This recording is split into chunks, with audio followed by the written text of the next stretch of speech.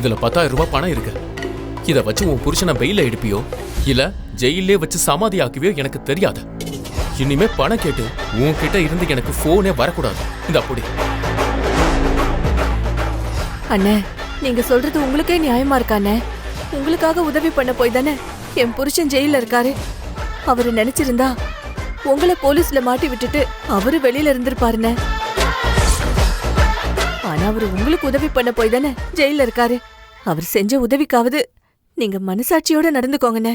இங்க பாரு, நான் ஒன்னும் பணம் கொடுக்காம இல்ல. அவனுக்கு ஏற்கனவே 1 லட்சம் ரூபாய் பணம் கொடுத்துட்டேன். இதுக்கு மேல நான் எப்படி பணம் தர முடியும்? என்னாலலாம் இனிமே பணம் தர முடியாது. உன்னால முடிஞ்சதை பாத்துக்க. கடங்காரங்கெல்லாம் வீடு தேடி வந்து அசல குடு வட்டிய குடுன்னு தொல்லை பண்ண ஆரம்பிச்சுட்டாங்கண்ணே. ஒரு 50,000 கொடுத்துட்டு போங்கண்ணே. 50,000 ரூபாவா? என்னமோ கொடுத்து வச்ச மாதிரி கேக்குற? இது கொடுத்ததே அதிகம். இதுக்கு மேல நான் உனக்கு 10 பைசா கூட தர மாட்டேன். எனக்கு இனிமே பணம் கேட்டு போன் பண்ண அவ்வளவுதான், பாத்துக்க.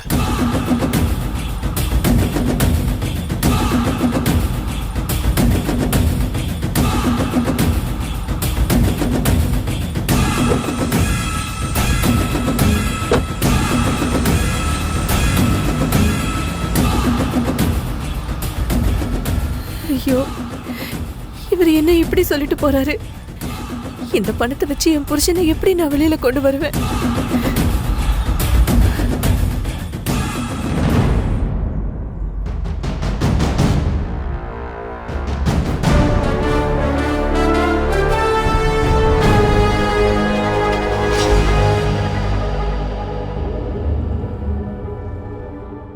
ஒரு நிமிஷம்.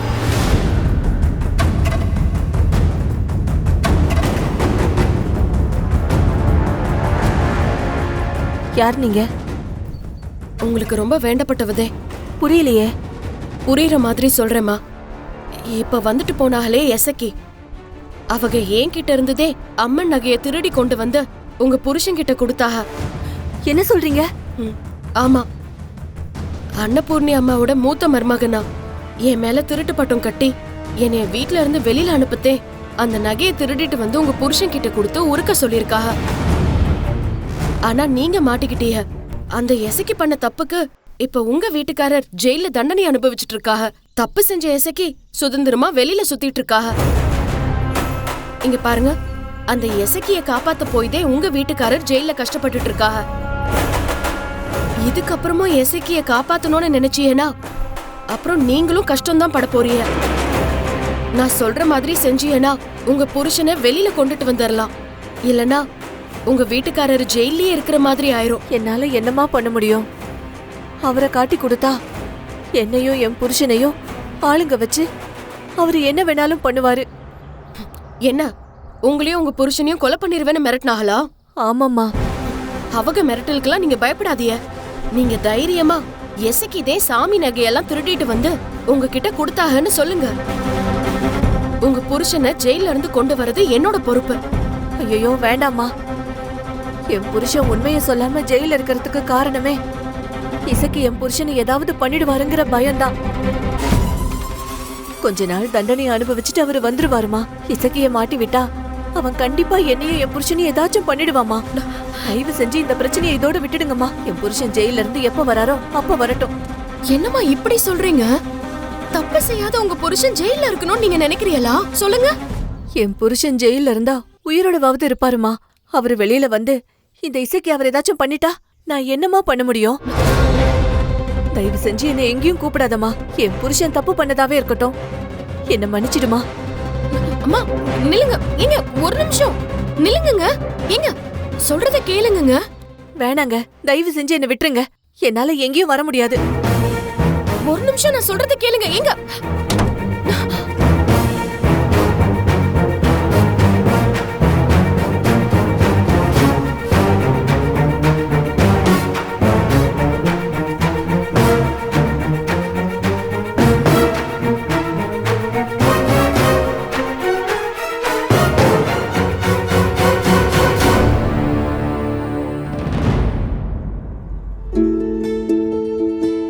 அம்மா, இந்தாங்க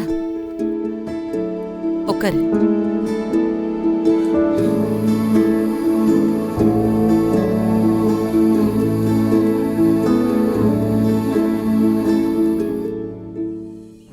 அக்கா, உங்ககிட்ட ஒரு முக்கியமான விஷயம் சொல்லணும்.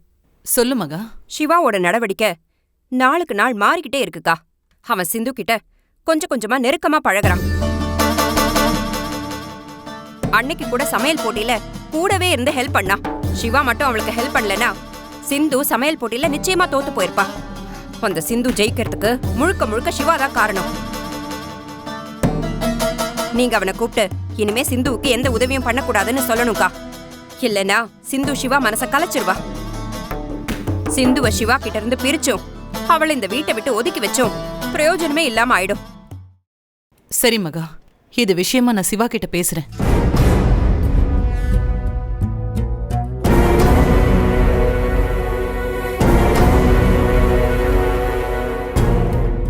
அக்கா, சிவாவே வரா. நீங்க இப்பவே அவனை நேர்ல கூப்பிட்டு பேசுங்க. சரி, அவனை கூப்பிடு. சிவா, பெரியம்மா கூப்பிடுறாங்க, இங்க வா.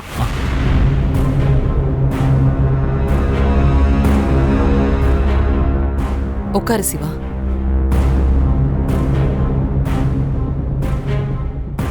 சிவா, நீ என் வார்த்தையை மீற மாட்டேன்னு எனக்கு நல்லாவே தெரியும். ஆனா அதே சமயம் அந்த சிந்து என் வார்த்தையை மீற மாதிரி உன்னை நடந்துக்க வைப்பா. எனக்கும் உனக்கும் நடுவுல விரிசலை உண்டாக்கணும்னு அவ நினைக்கிறா. அந்த சமையல் போட்டியில கூட அவ கஷ்டப்படுறாளேன்னு மனிதாபிமான அடிப்படையில அவளுக்கு உதவி பண்ணவான்னு நீ கேட்ட. நானும் சம்மதிச்சேன். ஆனா அவ அதையே அவளுக்கு சாதகமா எடுத்துக்க கூடாது. அதனால இனிமே அவளுக்கு பாவமோ பரிதாபமோ பார்க்காத. அன்னைக்கு கல்யாண மண்டபத்துல அவ அழுதத பார்த்து நான் ஒரு தப்பான முடிவெடுத்துட்டேன். அவளோட பொய்யான கண்ணீரு உண்மையை மறைச்சிருச்சு.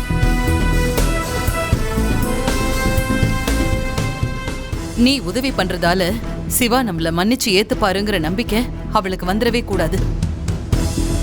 நீ என்னைக்குமே அவளை ஏத்துக்கவே மாட்ட, அவ கூட சேர்ந்து வாழ மாட்டேன்னு அவளை நீ உணர வைக்கணும். என்னைக்குமே சிவா அன்னபூர்ணியோட வார்த்தையை மீற மாட்டான்னு அவளுக்கு புரியணும்.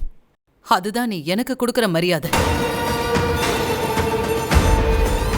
அந்த சமையல் போட்டியில அவ கலந்துக்கலாமான்னு நீ கேட்டதும் நான் கலந்துக்க சொன்னதால அவ செஞ்ச தப்ப நான் மன்னிச்சுட்டதாவோ, அவ உனக்கு செஞ்ச துரோகத்தை நான் மறந்துட்டதாவோ நினைச்சுக்க வேண்டாம். அவ நமக்கு செஞ்ச துரோகத்தை சாகுற வரைக்கும் நான் மன்னிக்க மாட்டேன். அவ என்கிட்ட பொய் சொன்னதுக்கு அவளுக்கு பயங்கரமான தண்டனையை கொடுக்க போறேன்.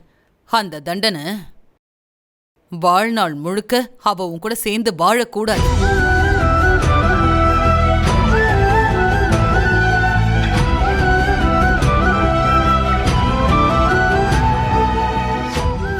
சிவா, நான் வாழ்றதே உனக்காக தான். அது உனக்கு நல்லாவே தெரியும். உனக்கு ஒரு நல்ல வாழ்க்கையை அமைச்சு கொடுத்துட்டு தான் நான் கண்ணை மூடுவேன்.